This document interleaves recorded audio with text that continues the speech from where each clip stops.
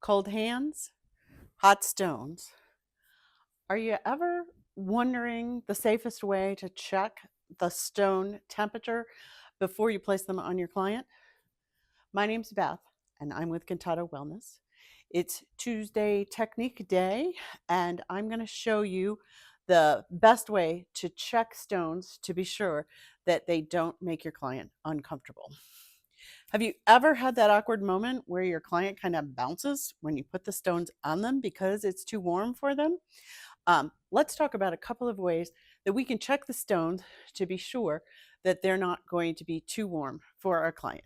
So first we're going to apply a little bit of oil to our client's legs.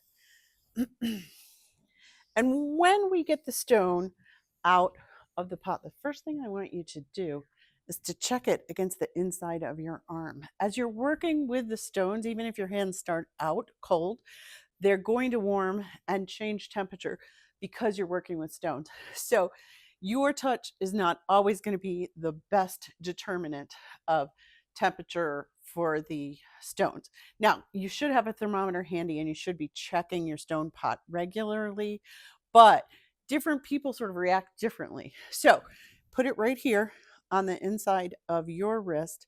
And if it's too warm for you, it's going to be too warm for the client. And then the next thing that I do with these is that I apply them as least surface area as possible.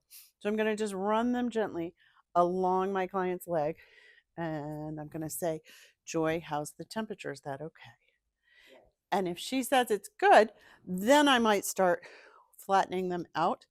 And again, I'm going to just check, make sure that her toes aren't curling, that her legs aren't moving. So try these techniques the next time, and let me know in the comments whether these work for you. Um, have a great day. Thanks.